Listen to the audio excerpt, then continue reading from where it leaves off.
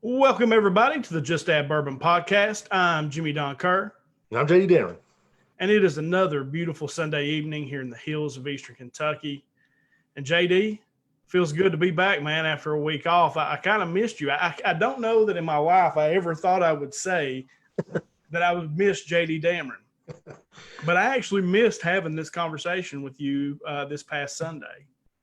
Yeah, it's weird how times change, man. You know, people come in and out of your life, but I got to say the same, man. I never thought, man, I just can't wait to talk to Jimmy on again. Yeah, right.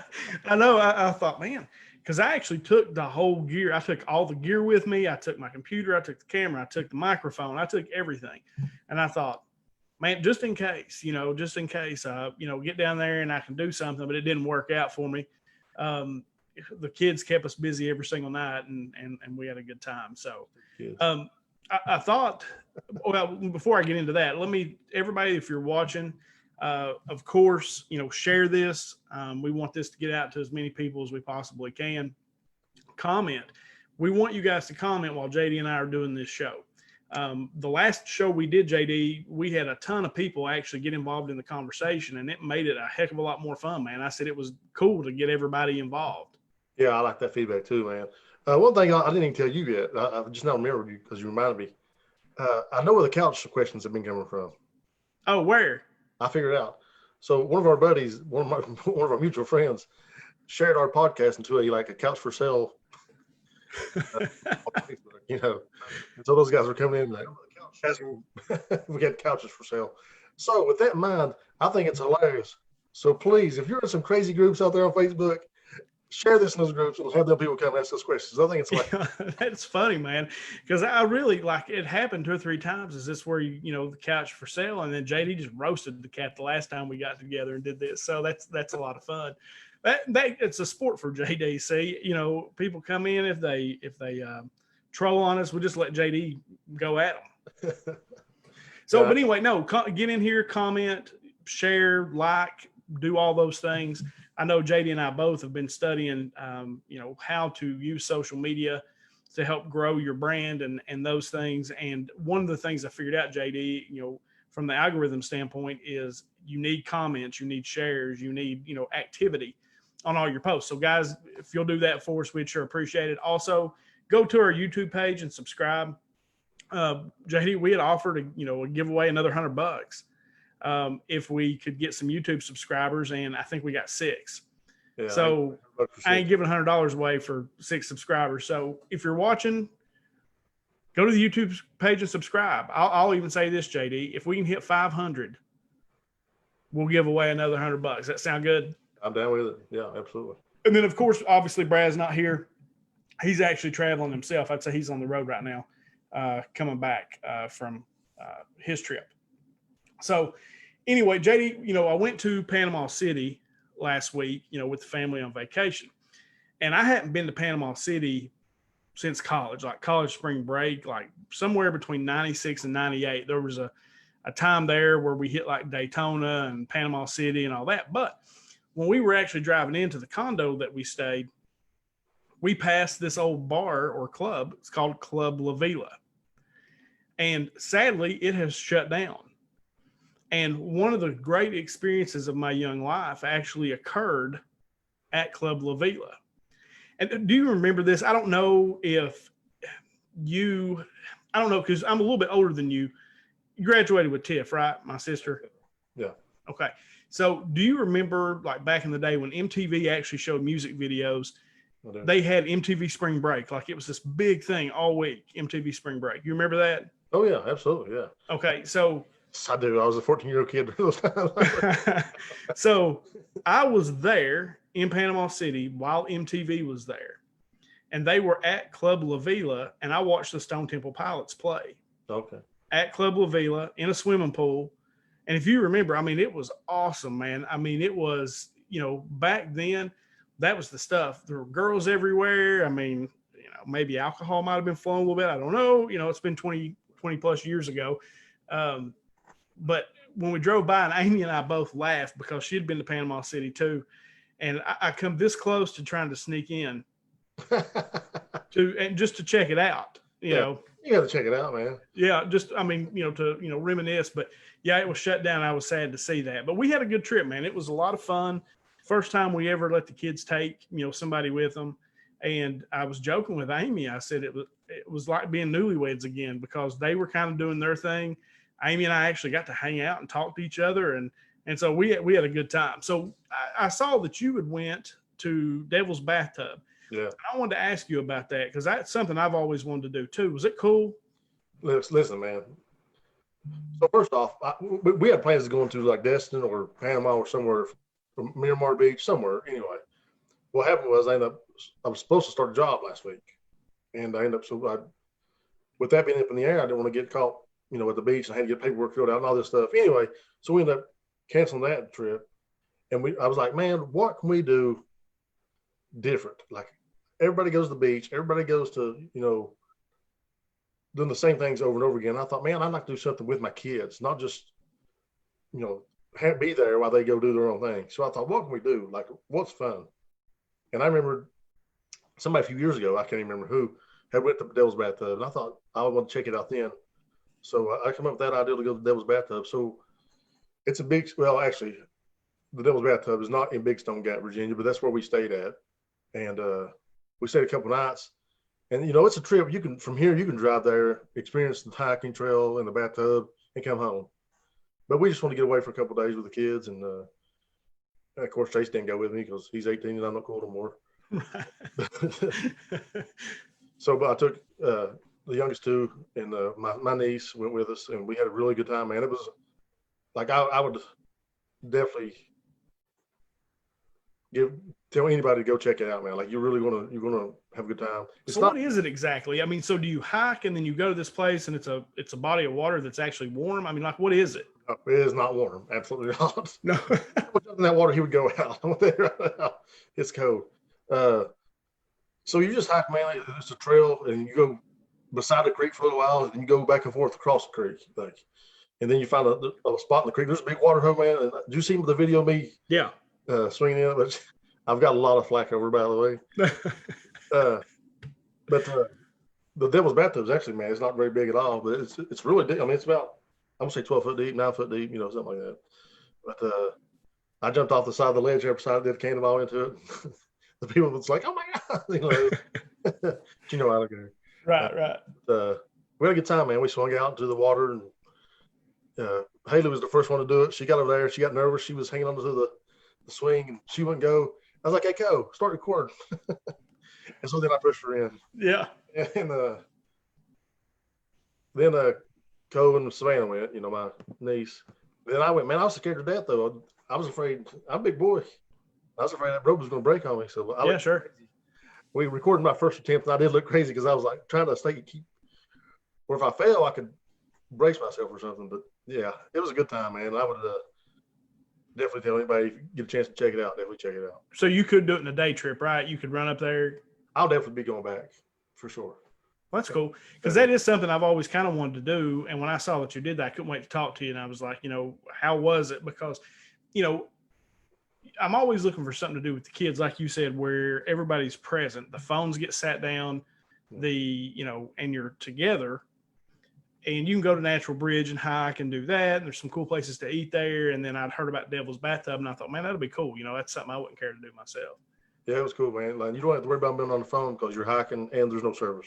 Right. So perfect. Pull the phone out, take some pictures, or record the kids doing things, and then put it away. We was enjoying being around with each other, man. So it was a good time. Well, cool, man. I'm glad you had a good time. So want to talk a little bit about a couple things that you and I got going on. I noticed that, again, it's one of those things like I didn't get to talk to you. So I was like checking you out to see if you were trolling anybody on Facebook or what's JD doing, and I come across a YouTube video that you did, and you actually were reviewing a couple of different bourbons. And, we've had a couple of people on to talk about, different bourbons and things like that. And so you decided to kind of fire up a YouTube page, right, to kind of do that. Yeah. I mean, it's something I like to do, man. I sipping on bourbon, and I think it's a fascinating world, man, the bourbon world, and, the way things are process and also the way that things are marketed is really interesting to me. And so I just decided that I would start reviewing some bourbons, and I've been having a good time with them, man. I've done 2 so far, probably do another one tonight. And I've done the Angel's Envy, which was recommended by Gary Irvin. I don't know if you remember that or not. But yeah, I remember. Let me tell you something, man. That is good bourbon. Excellent bourbon. Really good. And also did the Elijah Craig Small Batch, which is a one worldwide bourbon sip or spirit competitions. Right. It's like the real deal too. It's good. It's good. And I spent like I think $85 for both those bottles of bourbon. Like combined. Yeah. So cool. Well, cool. So is there a YouTube channel, JD? Have you got like an actual YouTube channel that you're search Jason Amron on the YouTube channel, man. Okay. Yeah. So if you want to check it out and see, JD review a couple of bourbons, go there and check it out. And then I'm actually launching mine, and Addison has rolled her eyes. But I've told people before, I have a love for all things collectibles, right? JD knows this. He makes fun of me too. But I read comic books, and I do. Oh yeah, which one's that? This is the Woodford Reserve Double Oak. I didn't do a review on it because I didn't open it up, and I'm kind of trying to get a point system going where I can grade the bottles and the weight, how easy it is to open up, right? Taste, all of it, combined. So I just want to use new bottles, but eventually I'm going to start making cocktails with some of these cheaper bourbons and showing people. You can buy a $20 bottle of bourbon and get a lot of drinks out of it with this as a cocktail. Right. Cool. I'm sorry, man. I didn't realize no, it's all good. No, I saw the bottle come up there, and I was wondering if that was one of the ones you'd reviewed or not. So check this out, though. I got me some ice tray makers where I got the round cube. See that? Mm-hmm. Look at you. Yeah. Fancy. All big time. Mr. Fancy, bro. But anyway, what I'm saying is I'm going to actually start a channel, and it'll be called Small Town Collectibles.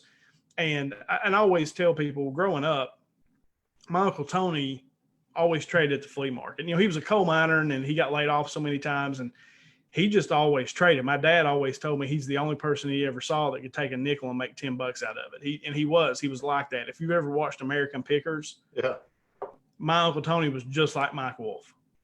And they used to let me go with him. And, when he would go find stuff, he would bring it back and I'd get to go out and sift through it. But the majority of the time that I was a kid, he was selling ball cards.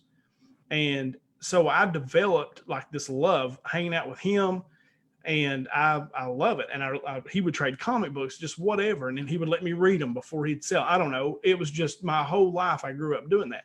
So and I said this on a show a couple of weeks ago, I've become addicted to watching these unboxings, these mystery boxes, where they do these Funko Pops and they do comic books and ball cards and things like that. So I was having a conversation with the girls one day, and we were talking about it, and I said, why don't you all do that? You could start a YouTube page, unbox, some clothes, and then review said clothes. And they were both like, no, I don't think we could do that. And it bothered me. Yeah. Because as well as I do, JD, and you and I have had private conversations about this. I really push my kids to believe that they can do anything that they want to do. Anything. It takes some guts, and it takes some hard work, not being afraid to try it. Right. And then once you do try it, give it everything you got and try. And if you do something that you love, it's not work anyway. So it really bothered me that they didn't feel like they could do this. And so I just decided I'm going to try to build a YouTube channel. Yeah, same. Doing this and show my kids that you can literally do anything if you try. So I'm very publicly going to try to build this YouTube channel doing what I do in my spare time, which is be a nerd. So I don't think that's nerdy though, man. Like ball cards and comic books. Well, comic books maybe a little nerdy. Well, the Funko Pops things, man. I think they're cool. I told you that one that I got for Christmas. It's one of my favorite gifts I ever got. Was that little Funko Pop of the Night King from Game of Thrones, man. I love it. Like, JD, I don't mean to interrupt. John Kirk just commented, just don't let them be Democrats. Oh, man, John. I'll tell y'all a story about John here, man. Y'all ready?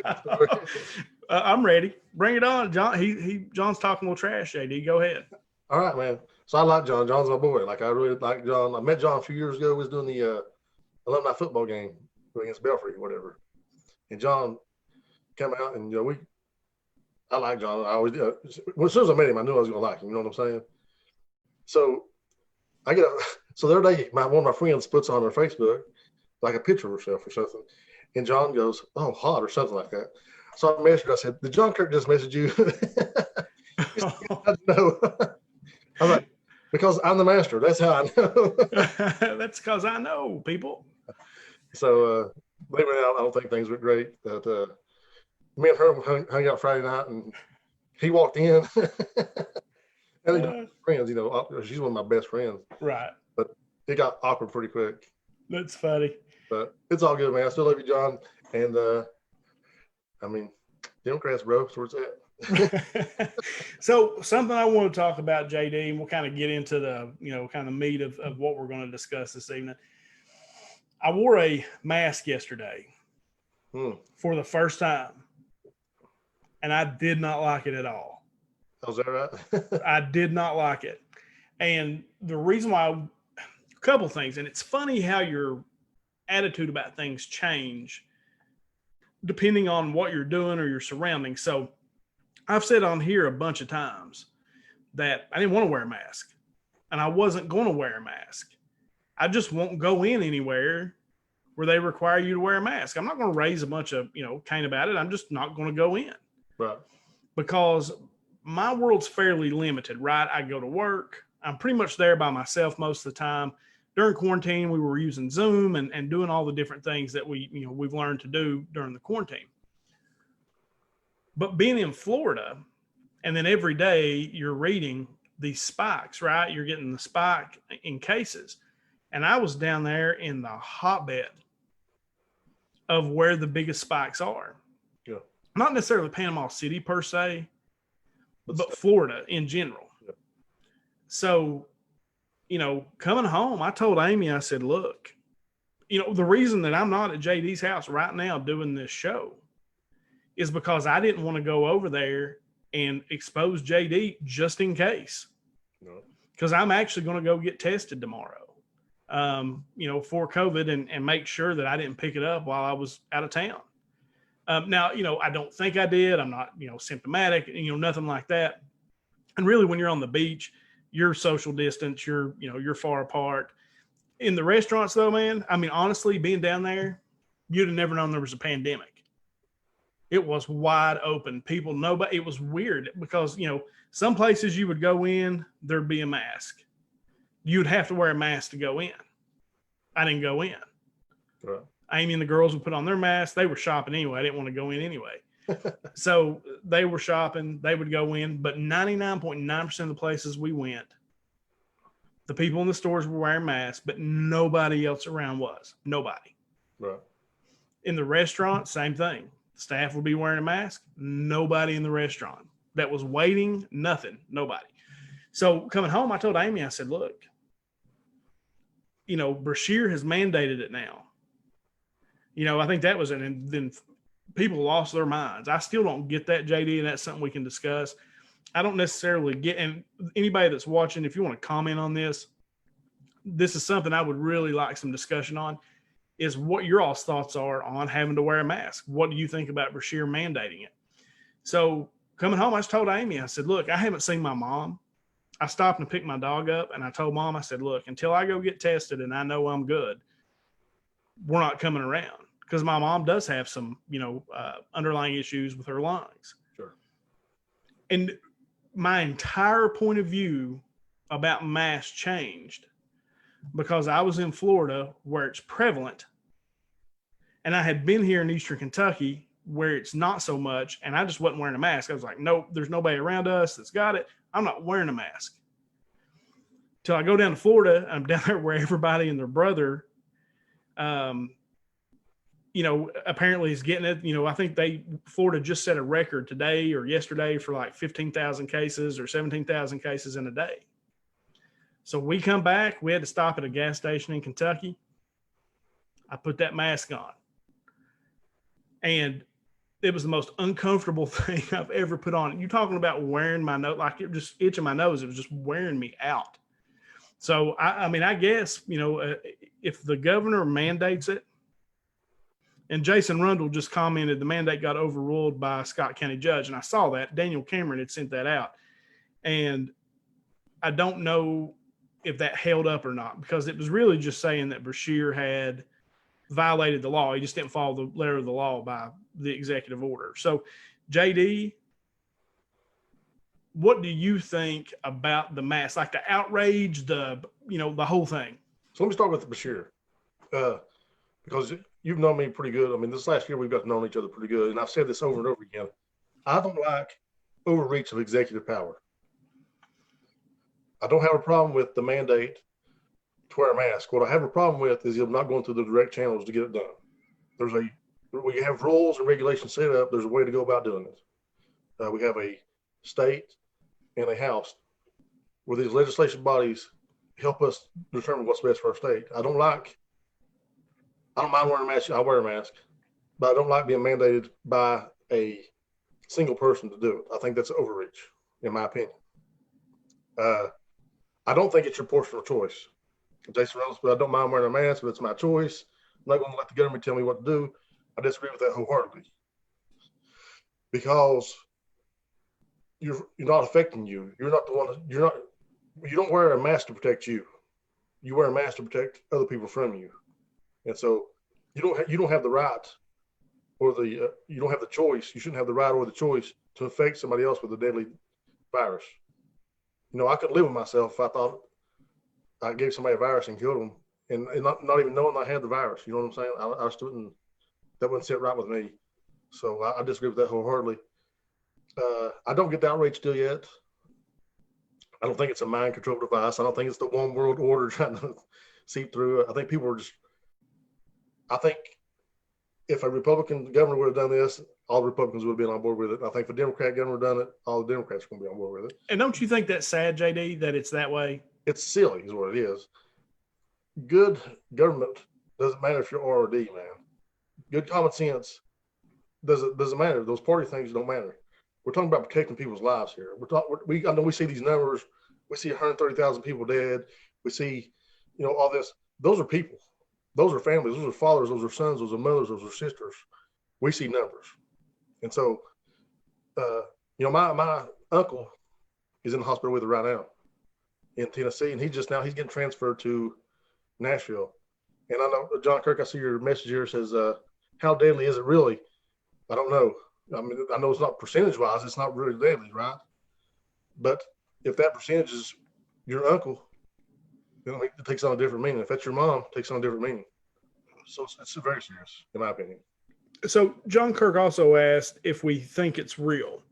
And I absolutely think the virus is real. 100%. I have a cousin that is a doctor in Louisville, and he has treated many people that have COVID, and he says it's the real deal, and it's nasty when it gets a hold of you. It's, because the thing is, you're right, JD, and that's the part, and I think why people think it's not, why I even ask that question is I think a political thing as well, because you literally got the Democrats and the Republicans using it as a political football. Crazy. And it's silly. I mean, it's just like I told you, you couldn't have made me put a mask on. Nobody. If I hadn't been to Florida, I don't know that I would wear one now. Right. But I'm not really around people. But when I went to Florida and there was a chance that I was exposed to it, the thought of coming back and really my mom, anybody, infecting them with that virus, I'm staying away from you tonight. First thing in the morning, I'm going to go get tested. And until I know for a fact, and Amy's going to get tested, and so are the kids. Everybody's going to get tested and make sure we're good. So as far as that goes, it completely changed my opinion. And there's so many. Here's the other part, JD, especially when it comes to like the mask and the virus. It keeps changing back and forth. Like at first, like even the CDC and the Surgeon General, all those places were like, do not wear a mask. Right. Do not wear a mask. And then it changes to, oh, nope, you got to wear a mask. So can you understand why people are even skeptical? Yeah, I get it, man. But I also know that's how the scientific method works, right? Like you start out with a certain hypothesis, and then as the information comes out, you change the way you deal with things, right? So originally, I think the CDC put out for not everybody to go buy a mask because they was worried about a shortfall in nursing facilities and hospitals and things of that nature, where the medical caregivers need those things to care for the people who are most at risk. And so now that's changed because the manufacturing has now caught up with our need. And John, you asked not so much the virus, but the actual severity. And James reiterates that with saying, I'm not sure. I heard it was 99.5% live. I could be wrong. I'm not sure. I mean, I'll say the same thing again. Those are just numbers, though. When that 0.5% affects you, it takes on a different meaning, man. It takes on a different meaning for me, knowing I got my uncle's laying in the hospital down there. And I'm talking about a tough guy. I'm talking about a guy retired from the military, who people say I'm a lot like my Uncle Curtis, which whatever, but this ain't some guy that's just some wimp. You know what I'm saying? This is a tough guy. He's now in the hospital fighting for his life over this. And so he gets home a little different when you know somebody in that and let me reiterate this too. It's not just the people that died from it either. When these hospitals start getting overrun, which is starting to happen, that's when we're going to start seeing more people going without the medical attention they need, and you're going to see those numbers spike even more dramatically. And here's where I think a lot of people push back, JD, and really even in my own head where I kind of go back and forth is, the numbers, the death rate seems to go down, right? It seems like it has gone down. Even as cases have spiked, the death rate itself has gone down. Right. And as harsh as this is to say, because I didn't know your uncle had it, and I hate that, we'll be thinking about him. And you're right, when it hits home, it takes on a different meaning. But with everything that's been done, with the quarantine, with shutting the economy down, with everything that's been done, dude, and this is harsh to say it like this, but people die every day from various things. And right. the flu, people die every year. I mean, the flu is the one that gets thrown out all the time. Sure. We don't shut the economy down for the flu. Right. And the numbers are starting to seem like they're going to be less than the flu at the end of the day. So, and I may be wrong about the number, but that's what I read that the other day, that it seems like it's going to end up being less than the flu, what it kills in a year. Take the flu for a year and the coronavirus for a year, and the number would be less. So, my dad had cancer. Mm-hmm. He died from cancer. People die. It happens. And that's harsh to say, and especially to somebody who has had it or had a family member die from it. I get that.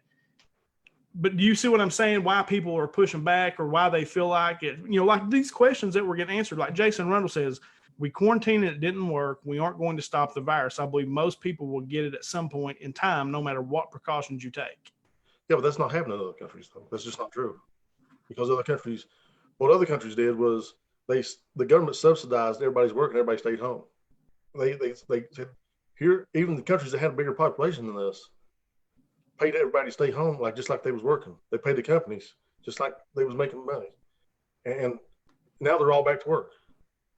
And my point about, everybody's talking the flu, the death rate is going down. It's not as big as the flu, which is right. The death rate is the percentage wise. If you catch this thing, you're more likely to live if you got the flu. But we also have vaccines for the flu, so there's a big difference. But the numbers actually for the flu through a year is like 60,000, and we've had like 130,000 people dead. Right. So total numbers way different. Now, why you're seeing the death rate go down is because you're starting to see people in a healthier age group contract the virus. 30-year-olds and the 40-year-olds are starting to catch this thing, and they're going to survive it. It's the survivability rate's much higher. So, it just makes sense. Let's see. Yeah. Life is like a mist of water, only here for a short time, then we're gone. He's trying to quote the book of James, which says, "What your life is but a vapor which appears for a little while, then vanisheth away." It's true. But, I mean, we don't want to just, I agree with what you were saying. And I want to make sure I enunciate this correctly. But we're not asking people to do a crazy amount of things, man. Nothing unreasonable. There's nothing unreasonable that anybody's asking you to do. Wash your hands, social distance, and wear a piece of cloth for a few hours, man. That's not really unreasonable to me. And so the pushback, I just don't get. All right, let me ask you this. So what about the people who say, well, they just keep moving the goalpost? First, it's quarantine. Mm-hmm. Now it's wear a mask. What else are they going to ask us to do? Well, the question is, what else could they ask us to do? Right. Well, like I said, as new information come out, they have to take this thing in new ways. Sure. You know, what they started with the first time wasn't the best thing. You know, if you remember at the very beginning of this thing, people were taking Benadryl and or what is that right? Or no, what was they taking? That's some medicine over the counter, and they took it off the shelves because it was enhancing the properties of this virus were getting worse because people were taking this medicine, so they jerked that stuff off the shelves. So as new information comes about how to treat this thing, I mean, I don't think the goalpost has been moved dramatically. Right. I mean, but wear a mask, man. I mean, it's just not. I just don't see the big deal, and it's not expensive to do it. And here, this is coming from someone who was just anti-mask, period. I was just anti-mask, right? I didn't want to wear one. Right. And I wasn't going to, but I'm going to. As long when the government mandated it, even if it was overreached, he's making it a law, I'm going to do it. I'm going to follow the law. Right. But here's a case study. And I have trashed Cuomo. Okay. Mm-hmm. But New York essentially shut down. And everybody there, when you see them, wears a mask. You can't walk in a place without a mask on. You just aren't going in. They will throw you out. Right. And their numbers have declined a great deal. You haven't seen them spike. They were the worst in the beginning, but they got a huge population. I'm going to tell you, JD, is one who I like to believe I'm open-minded and willing to change my mind about things. I believe I've changed my mind. I think maybe, when we go out, let's take that precaution. I'm still probably not going to go in a lot of places. I'm probably going to stay home a lot because I just don't like wearing the mask. But when I do go in somewhere, I'm probably going to put one on. A directive came down from the KHSAA Friday morning. Yeah. And coaches are going to have to wear a mask to practice now.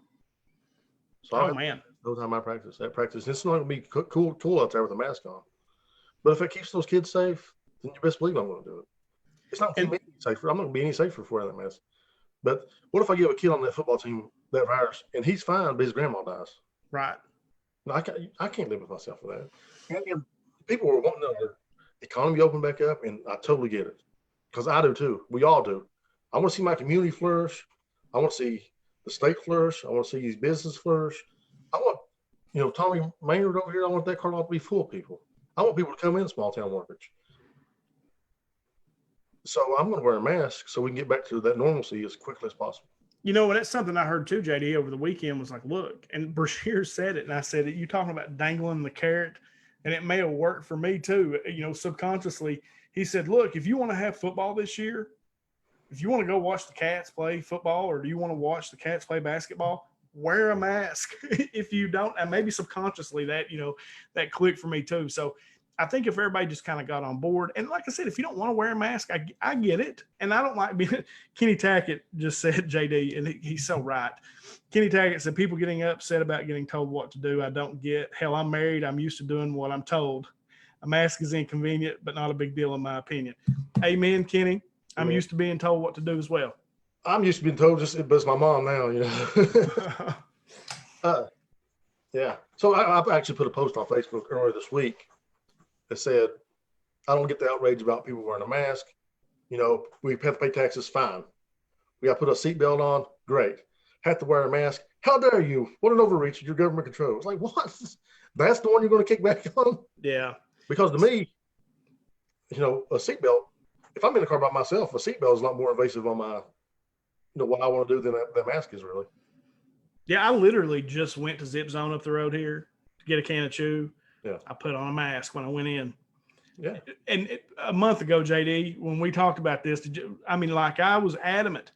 And I was like, I will not put one on. I just won't go in. If I have to put a mask on, I won't go in. And it's just funny how your mindset changes once you've been in a place and then you come back and there's a chance that there's a legitimate shot I could have it. Right. And to think that I can infect my mom, and if it hurt my mom and it was my fault, I couldn't live with myself. Right.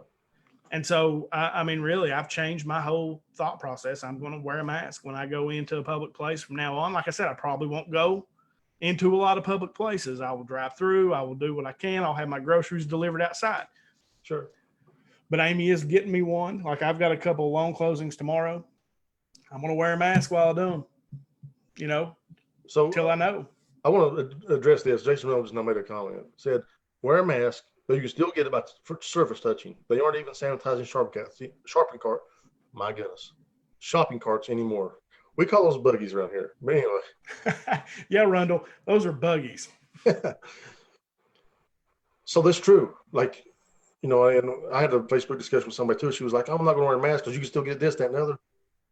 It's great. That's great. You can. But what we need is a multi-pronged plan to attack this virus, to win against this virus. That's why the social distancing, that's why the sanitation, or sanitize your hands. That's why you wear a mask. If you do all these things, is the risk zero? No. But does it greatly reduce the risk? Then absolutely. Did you see the thing, JD, that came around? I guess the superintendent, they were calling around surveying literally everybody in the county that had a kid in the school system here, asking how you wanted your child to be educated this year. And it was either, go to school 5 days a week, or you could do in-home instruction. And I told Amy, I said, look, my girls need structure. They'll be going to school. Right. But they'll have to wear a mask. And I think they're in the classroom, as long as they're spaced apart, they don't have to wear them. Teachers going to have to wear them. And there was a study done. I think Brown did one, and then there was a study done over in Asia that said, look, as long as you wear a mask, it's almost zero. Yeah. What's the argument? What's the argument? Yeah. Just do it. Yeah, take care of your fellow man. What do you say, Levi? Let's see. I don't have a problem wearing a mask, but there's a mask out there. But there is not a mask out there made for this. There's some that can protect you, but none of them keep you from passing it. Levi, we understand, man. Reducing the risk is the thing. If we do all these things together, we reduce the risk. Is there chances? Sure. But wear your mask so we can get back to school. Wear your mask so we can have sports. Wear your mask so our businesses can stay open. That's all, that's it. And it's really getting real. The SEC commissioner came out the other day and said he's not sure they're going to have football this year. Right. I swear, JD, it's what I thought too. I was like, my God, I think people would feel better about wearing the mask if the economy was just wide open. If they opened everything back up and said, look, we're going to open it up, but you must wear a mask. You have to wear a mask when you're inside. You have to do, whatever. You have to wear a mask. People might be a little more, comfortable with that if they knew that everything was going to be open back up. Right, but this is the road to that, though. You know what I'm saying? That's what we need to keep our mind, that this is the road to open back up. And Amanda Fields, she says, I can't wait to see my AES students. Whatever, she don't like her students. That's not true. No, she loves them. She does. She's awesome. Addison Kerr loved Amanda Fields as a teacher and said she's the best principal ever. And that is not brown nosing, because Addison is moving on to the middle school. So she won't even be. I won't even get to see Amanda this year. This will be the first time in a long, long time. So, but you're missing out. Amanda's awesome. Yeah, no, she's cool. All right, so I want to go on to something else, JD, because we've talked for almost 40 minutes about the mask thing.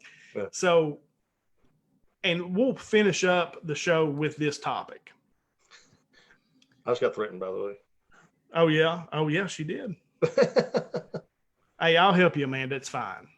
So I'll hold him. All right. So we've talked about Jeffrey. What is it? Just Wayfair. You about to talk about Wayfair? Yes. Hold on 1 second. Okay. Go ahead. Oh, he's brought props. Yeah, boy. He's brought props. All right. So first off, we've talked about the Jeffrey Epstein thing 100 times. Sure. I can't concentrate with that on. All right. We've talked about that 100 times. And his cohort, his partner in all this, was Giselanne Maxwell. And she was just arrested, I guess it was last week, one day. And she was basically the one who was going and actually, procuring these young ladies for him, almost like his pimp. Right. So after she gets arrested, we're like, okay, is she going to flip? Is she going to talk? The FBI says they've known where she's been forever. And then all of a sudden, social media, like my Twitter feed, blew up with these posts about Wayfair. And there was pillows and tables that would be like $11,000 or $25,000. a table was 25 grand, and it just so happened to have the name of a child that was missing. Now, that could be a coincidence, but but there's like hundreds of these, Right. and it's being tied back to child trafficking.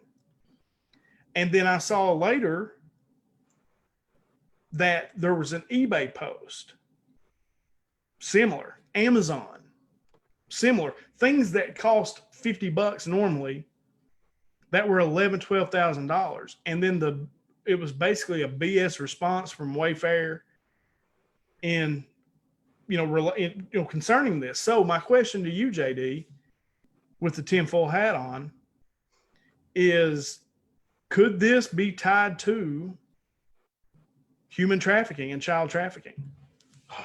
I like to think not, man. Really. But could it be? Absolutely. First off, let me talk about Giselanne Maxwell.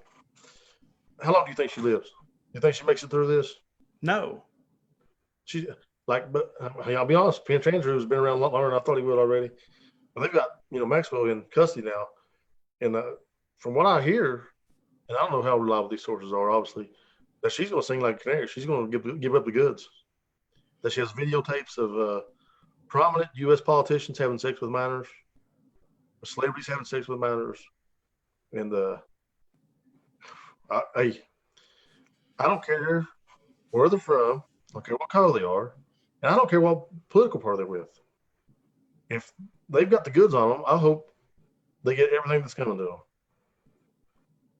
That's a fact. That's how I feel about it. As far as Wayfair is concerned, man, I don't know. That seems crazy. Right? Because I look ridiculous, by the way. No more than normal, dude. I'm sorry. It really kind of adds to your look. I can pull off a lot, but I don't know why. But the Wayfair thing's got me a little bit. I don't know, man. They sell a lot of stuff. Wayfair moves a lot of merchandise. And there's a lot of kids missing. There's 800,000 kids missing. And you can put any name on anything and come up with sure. And so that's one of the rebukes. I hope it's not true, but I also think it's worth looking into. This all started on Reddit from just a guy that picked it up, but you don't know. Our intelligence agencies ain't slouches. You know what I'm saying? They understand, get public opinion on your side and things of that nature. We don't know that, Maxwell didn't leak something out and this guy picked it up because of that leak, or we don't know who this guy is. I don't know. Definitely interesting. Well, I asked JD last night, I said, do you think it's coincidental that she gets arrested and then this comes out? Because, dude, I clicked on one of the links. It's legit a pillow, and I found a pillow that was very similar to that for $25. And there is a link for that almost identical pillow, and it was $11,500. It's weird. Yeah. Where's Brad Broadus right now? I don't know, Brad. You got to be getting on this, man. Yeah, I mean, it's really strange, and it's one of the things that we talk about a lot of it, but there's not a lot of evidence. But you can see that. Yeah. And there's several of them, man. It's just very odd. And I just found it, funny that it would be almost, right after she gets arrested that stuff like this starts popping up. I mean, is it a coincidence? I don't know. Could it be? Sure. And I think, JD, on the feed, it's all pretty much, she's a dead woman. Yeah. Oh, yeah. I see you, Sean. She's definitely going to commit suicide. She has all that. Absolutely. Yeah. No, I mean, I think there's no doubt that, I don't know. It's hard to even talk about, JD, because I agree. James Guest says all pets should be hung from a tall tree with a short rope, and it's hard to argue with that. Yeah. I mean, I hate, but and Sean McCubbins, it raises a big red flag for me too. And I think even JD, who is skeptical when Brad and I talk about stuff like this, even JD said, "Man, that's got my attention." It definitely has my attention, for sure. Yeah, and so I'll be interested to see where that goes. And it's so easy to dismiss, and which is probably the genius of it. You know what I mean?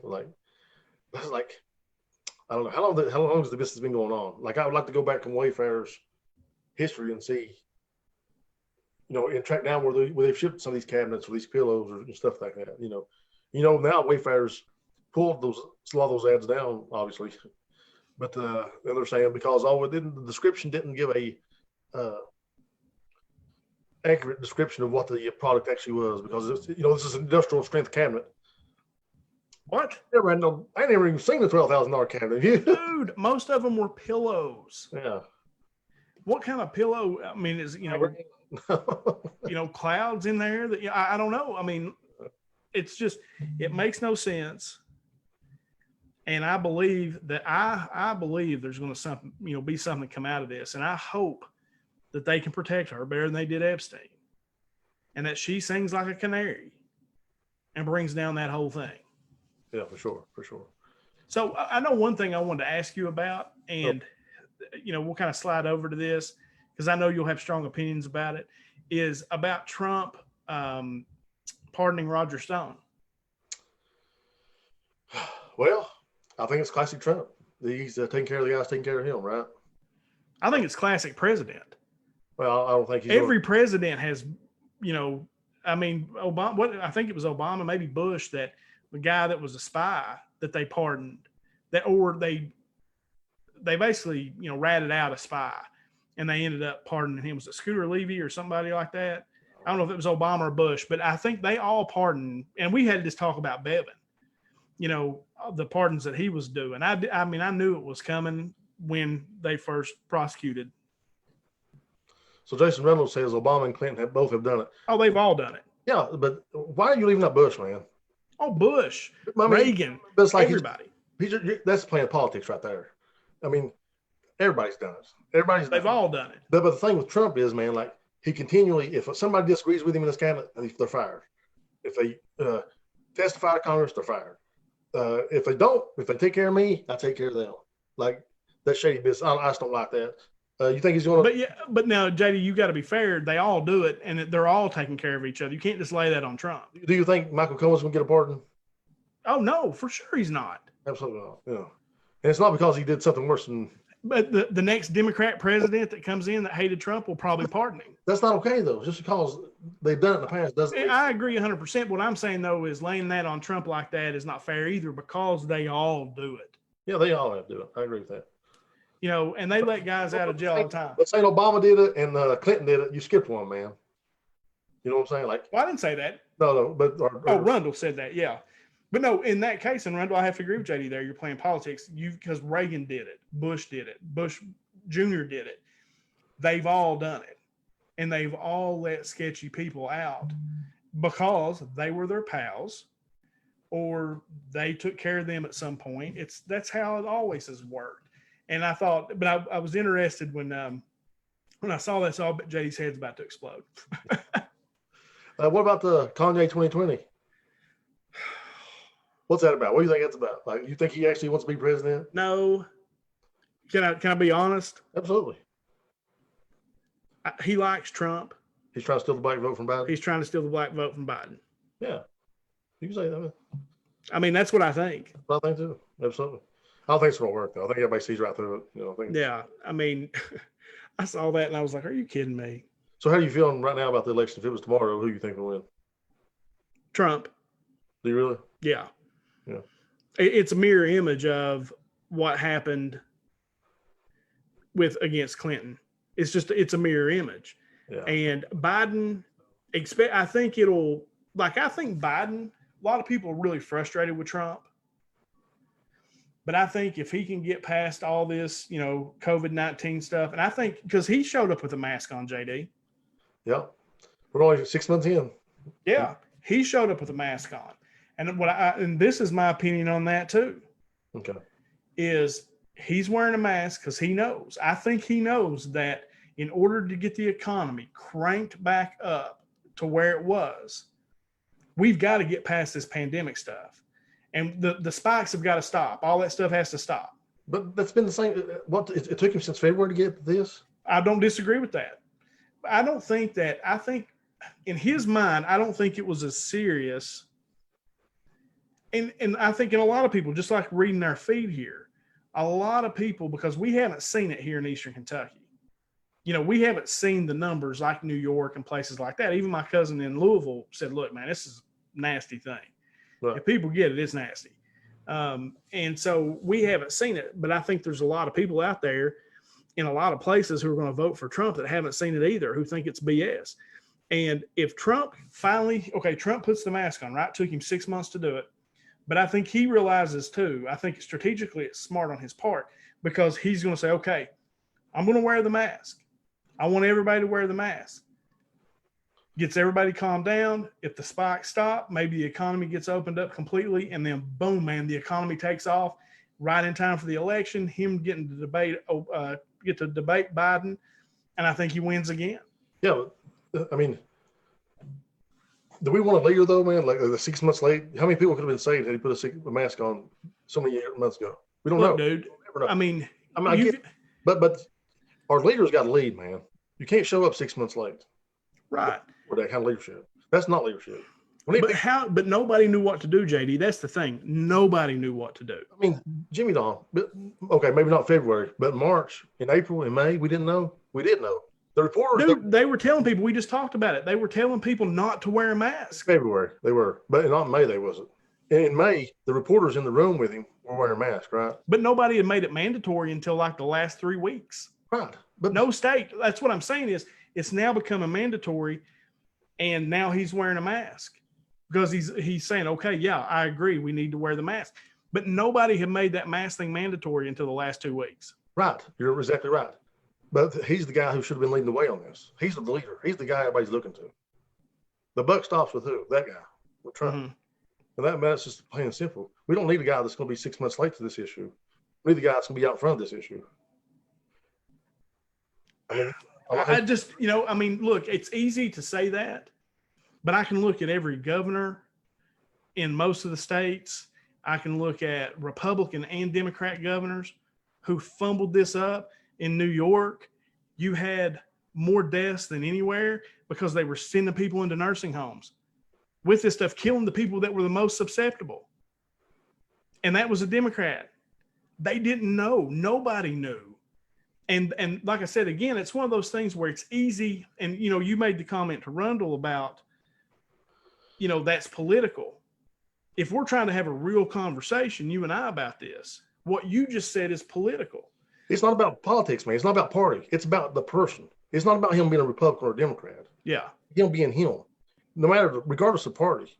And if he'd been a Democrat and done the same thing, I would have said, hey, man, you dropped the ball. If you're a Democratic governor and you didn't lead the way on the mask issue like Cuomo did, then you dropped the ball on this.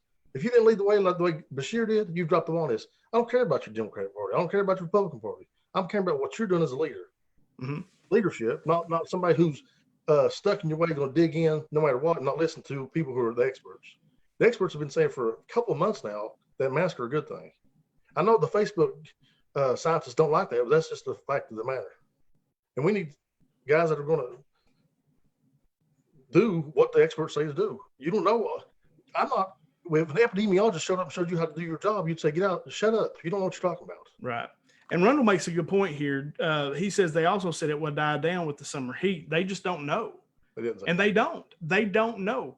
And like I said, they're all kind of guessing at this point. And, and the thing is at the end of the day, they're politicians, right? They're trying to get reelected. Sure. Not one of them will do the right thing, which is like, I actually got to give Bashir credit. Okay.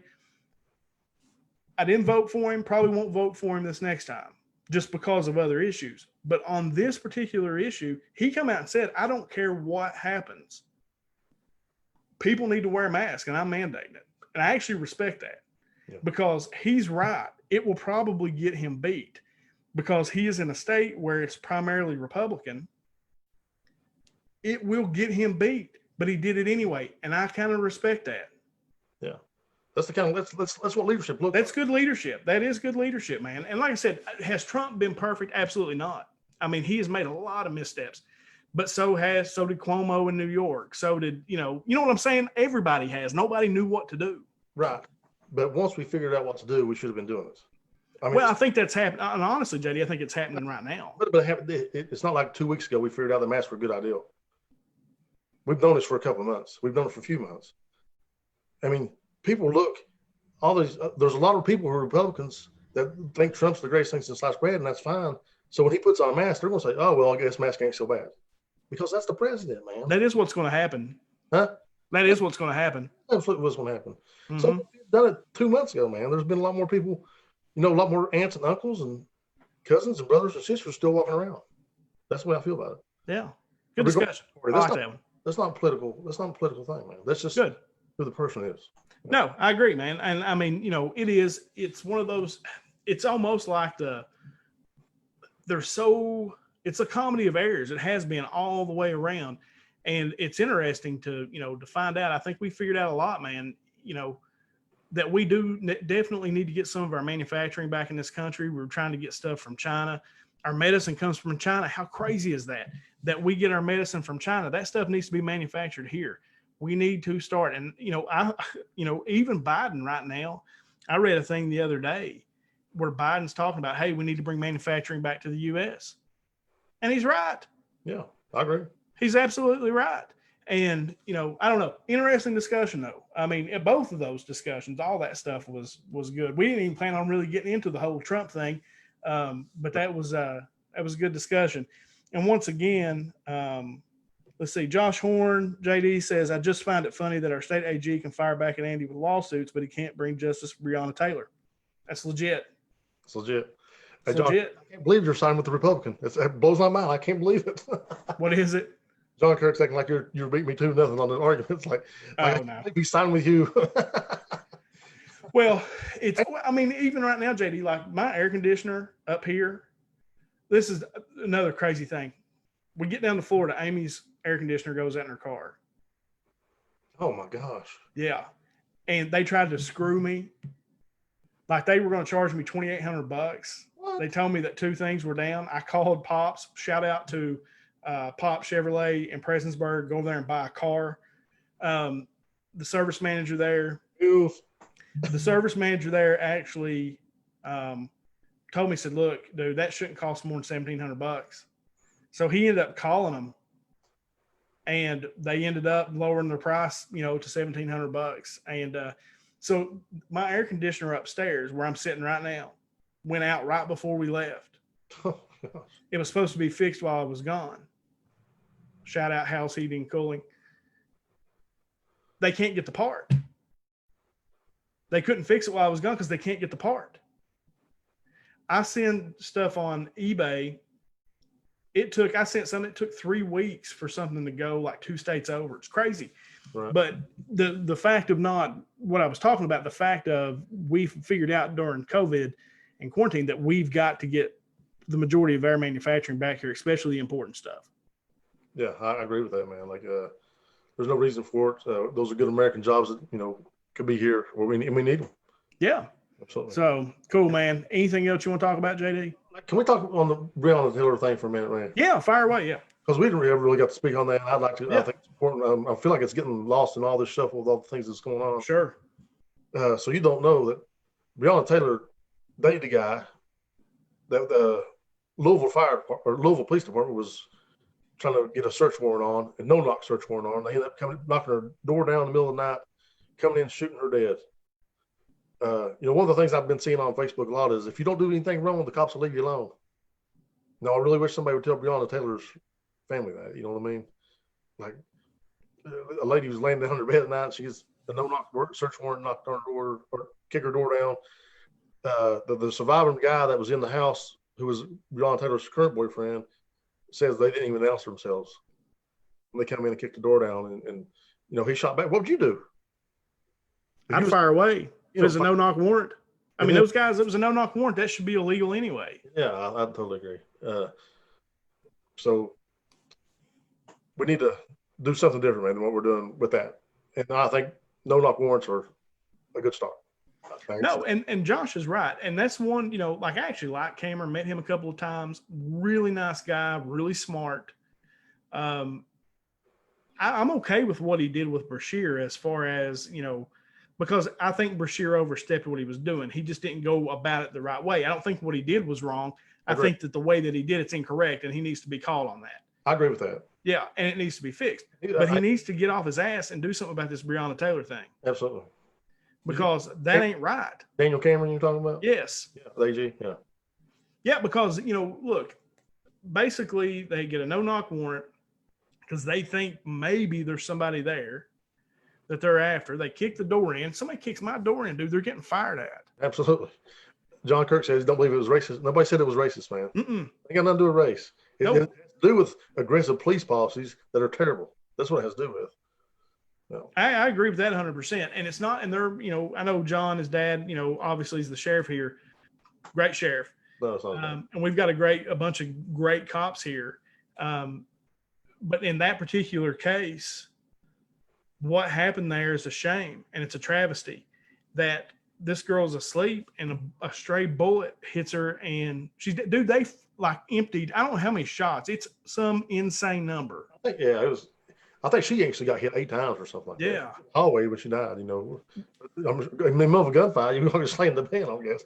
But if you kick mine down in the middle of the night, there's something coming at you. I promise you that. There is, for people, I talk about KSR all the time on here, but Matt Jones has his own podcast, and he talks to a guy by the name of Steve Romines.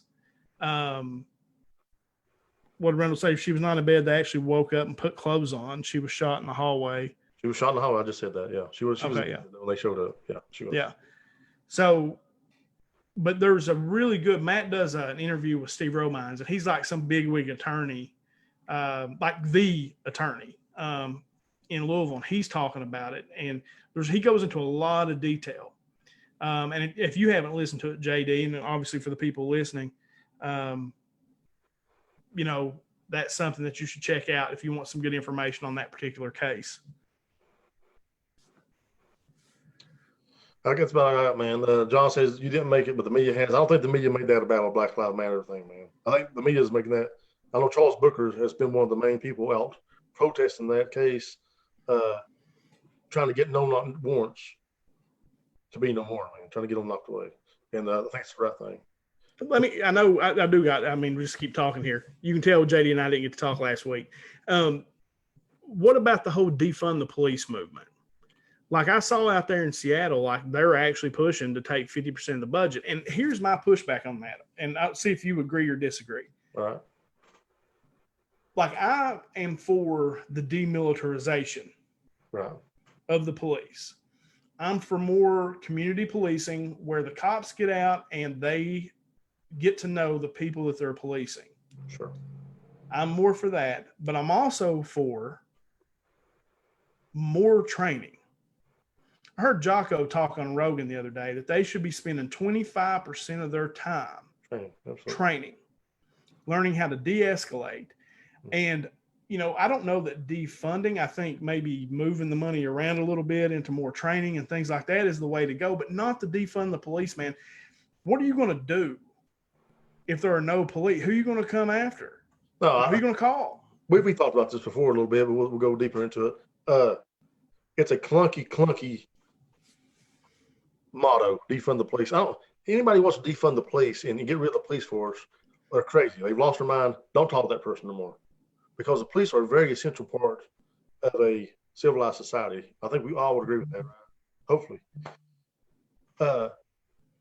But also, if we're going to demilitarize the police, which I think needs to happen because we talked about this before, if you engage somebody with force, then that's what you're going to get back in return.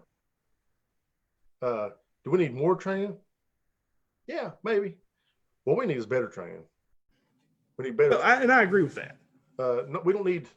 There was another incident over the weekend. I seen a guy got pulled over for a traffic ticket and ends up getting ripped out of his car. And he was a white guy. He ain't got nothing. Some of this stuff ain't got nothing to do with race. Some of it's just bad training and bad cops. And if anybody don't think there's any bad cops out there, you've not dealt with the cops many times. Because there's some guys that shouldn't be cops. There should be, psychological evaluations. There should be, you should spend a day training once a week. I don't think that's unrealistic. But I think we're better off spending that money on libraries and parks and community centers, and because I think we're all product of our environments. And did we talk about the broken glasses policy that like Giuliani did? We talked about that. Yeah, I think we did. Or you and I may have talked. Go ahead again, though, because I think maybe you and I talked about it. Okay, so the broken glasses is the concept of if there's a building, let's say there's an abandoned building on the street corner, and it's got some busted windows. So now everybody feels like, oh, it's fine if you busted out the windows, no big deal. So then somebody takes that a step further, and they start putting graffiti on the building. Then somebody's like, oh, well, we'll start selling crack out of the building. We'll start doing, whatever. So what Giuliani did was he started fixing up all the bad buildings, renovating the old ones and knocking down the ones he couldn't, painting over the graffiti, cleaning up all these things. And now people start taking pride in their communities. And it led to more arrests. It got rid of prostitution, which got rid of the drugs, which got rid of the shootings. I mean, so it was a domino effect. And it's called, broken glasses policy. And so if we build up these communities, man, with libraries, with nice architecture, with community centers, with parks, we don't have to just make the police budget insanely amount of, it doesn't have to be the same amount. We can take some of that money and put it back into the communities, and build up community leaders and people who take pride in their communities. And that's what I think. That's why I'm in for taking money away from the police. I don't know how much. I'm not. That's right. First off, to know, because that's not my expertise. But it seems to make sense to me. I could see moving some money around, and maybe have the police department be a part of that. When they're doing these things out in the community, when they're redoing the park, maybe have the police officers be a part of that and get to know that community. Yep. And I think that helps. If you know who you're talking to, it changes. Just like me wearing a mask. When it came to where I thought I was going to be hurting my mom, my entire thought process about a mask changed. Sure. So why not maybe apply that to policing? Maybe that's stupid, I don't know, but that's something that to me seems like it would make sense. If you care about the people you're serving, you're going to serve like you care about them. If you don't care about the people you serve, you're going to serve them like you don't care about them. Yeah. And that's just the way we are as humans, I think. Yeah. I mean, I know that's all hypothetical. What do you think about de Blasio in New York and all that he's doing? Like, I haven't got to read a whole lot, but like he kind of wears me out. I listen. Those guys in New York, I don't keep up with them, man. I feel like they're all over the place. I feel like him and Cuomo all over the place. I'd like to see them get in a cage, be honest with you. Or do they? What's that? They don't like each other, do they? Oh, no, they don't. And I mean, they've got just two totally different ways of viewing things. And, and there's been a clash. I don't know. De Blasio kind of wears me out. He wore me out when they were doing the Democratic debates and all that other stuff. I didn't like him. So, all right, brother. Guys, JD, first off, good to see you again, brother. Same, brother. Same. Hopefully I'll go get tested here this week and hopefully I'm neg. And if I am, I'll see you next Sunday. This is episode 48, two more to a big milestone for us, which will be episode 50. And then we're going to have some other good stuff coming up on the other side of the glass, the live interview series that we're doing. All three of us are actually working on some good stuff. JD, I got one I need to tell you about. One I forgot I meant to tell you before, but I think I've got a couple good ones coming up, and I know JD's working hard. JD is like the master at getting guests. It's crazy. Dog, it's gonna be big. So, but and to everybody that watched and commented tonight, we appreciate it, man. It's a lot of fun when people are commenting. Don't you think, JD? Yeah, it is. But one thing I want to say, man, like people think this podcasting gig is just easy, like you just show up and do it, and we do show up and do it, but it's not as easy as people think it is. Do you think, Jimmy? Oh, no. There's a ton of work, man. I have literally, like, JD works really hard. Like, we all kind of do our own thing. JD works really hard with the guests. Brad is really the one who studies probably more than any of us. So that what we try to say when he's on here, we can be factual. He can kind of fact check JD and I because Brad studies a lot. My job is almost producing. I have learned how to do this. Yeah. When we get done, I got a program. I'll download this, put it on YouTube. I'll, actually download it to be a podcast. I don't know. This is my part of it. Yeah. And no, there's a lot of work that goes into it too. Now the sitting down, what we're doing right now, it's the easiest part. Is the easiest part. Yeah. This is the fun part. Absolutely. Hey, you guys that are watching right now, you girls, the guys, whatever, hey, go subscribe to our YouTube channel, the Just That Bourbon podcast channel, and go our personal channels to subscribe. Is yours even up at all? Yeah, mine's up. It's the Small Town Collectibles channel, and then JD's is just look up Jason Dameron, and you'll get to see him drink some bourbon and actually review it, which is kind of cool. Yeah, you did a good job. We'll start making some cocktails too, man. Yeah, you did a good job, man. Like, I watched it and I didn't have any expectations, but now I told JD I'm a little partial because, I like JD. But he does a nice job. And if you're into that, I think you'll enjoy what he did. So, and then you'll get to see me do some, open up some boxes. The first one I completely butchered, like it's awful. Ashton, though, is editing all of them. Dude, our kids can do things. I literally gave her the video, and 5 minutes later, like I say, I introduce what I'm doing. My logo pops up. There's music. All right, that's it. I'm getting Ashton over here next week. Dude, it's crazy. I mean, like, I bet Haley can do it. They were in that class together. I can't make her do it. Which Ashton, I told her, I said, just put on the end, give yourself producer credit. Right. And then I'll start paying you. We actually start making a little money on this. I'll start paying you. So there you go. But no, they're cool. All right. So I'll sit here and talk all night. So guys, like JD said, go to our YouTube channel and subscribe. We would really appreciate it. If we can get to 500 subscribers, we will go through our subscribers list and randomly select someone for $100. And we don't care to do that, but I'm not doing it for $6, JD. And maybe some Just Add Bourbon memorabilia. Yeah, we've got some memorabilia too. We've been working on it. It's funny, JD said we should talk to each other because all three of us were working on, memorabilia. And check his shirt out. Can you see that, JD? Chill. What's it say? Chill up? It says Chill Billies. Chill Billies. Okay. That's the best logo I've seen. I went to this little dive restaurant to get a crab boil, and it was called Chill Billies. Yeah. And it's just a little hole in the wall, but they got the best logo. So I bought me a shirt. That's cool. That's cool. Yeah. All right. So anyway, we're going to sit here and keep talking. Check us out. You can download the show, of course, on iTunes. You can go to Podbean and subscribe. That's where I launched the we launched the podcast from. And then, of course, you can check us out on Instagram, Facebook, Twitter. And guys, as we always end the show, from myself and from JD, no matter how bad your week's been, no matter how bad your day's going, if you just add bourbon, it always gets a little bit better. See y'all this week, guys.